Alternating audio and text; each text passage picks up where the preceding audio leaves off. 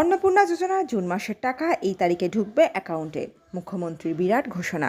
শুনে নিন মুখ্যমন্ত্রী কি বলছেন, তারপরে আমরা আসছি বিস্তারিত ভিডিওতে। জুন মাসে 3 তারিখে 28 লক্ষ মা বোন দিদির অ্যাকাউন্টে 3000 টাকা করে ঢুকে গেছে। এখন অবধি 1,05,00,000 আমাদের মা বোন দিদি তারা এই অন্নপূর্ণা যোজনায় নাম নথিভুক্ত করেছেন। তাদের ভেরিফিকেশন কমপ্লিট করে আমরা পোর্টালে আপলোড করে দিয়েছি এবং এরা আগামী 1 জুলাই তারা এই জুন মাসের 3000 করে টাকা অ্যাকাউন্টেও পেয়ে যাবেন, ঢুকে যাবে। এতটুকু চিন্তা করবেন না। এখনো যারা বাকি আছেন জনকল্যাণ শিবিরে আপনারা ফর্ম ফিল আপ করুন।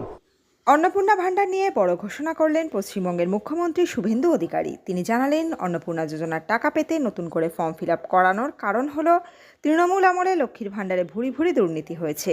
কোনো কোনো জায়গায় হাজার হাজার পুরুষ এই প্রকল্পের সুবিধা নিয়ে গিয়েছেন বছরের পর বছর। মুর্শিদাবাদ থেকে নদিয়ার কৃষ্ণনগরে কিভাবে লক্ষ্মীর ভাণ্ডারের টাকা লুট হয়েছে উল্লেখ করেছেন। এছাড়াও অভারতীয় অনুপ্রবেশকারীদের অনেকেও পেয়েছেন তৃণমূল আমলে লক্ষ্মীর ভাণ্ডারের টাকা। এমন বহু অভিযোগ সামনে আসায় অন্নপূর্ণা ভাণ্ডারে সুবিধাভোগী বাছাইয়ের ক্ষেত্রে কড়াকড়ি করা হচ্ছে।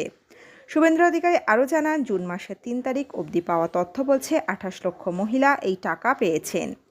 এখনও পর্যন্ত প্রায় 1,05,00,000 মহিলা এই প্রকল্পে আবেদন করেছেন, নাম নথিভুক্ত করেছেন। তাদের ভেরিফিকেশন কমপ্লিট করে পোর্টালে নাম তোলা হয়েছে। তারা 1 জুলাই জুন মাসের টাকা ব্যাংক অ্যাকাউন্টে পেয়ে যাবেন।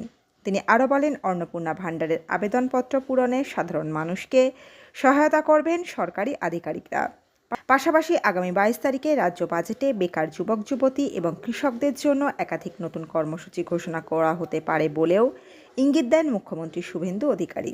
তো বন্ধুরা, আপনাদের কোনো মতামত থাকলে জানাবেন কমেন্ট বক্সে। এই আপডেটে ছিল এতটুকুই। দ্রুত ফিরে আসছি নতুন আপডেট নিয়ে।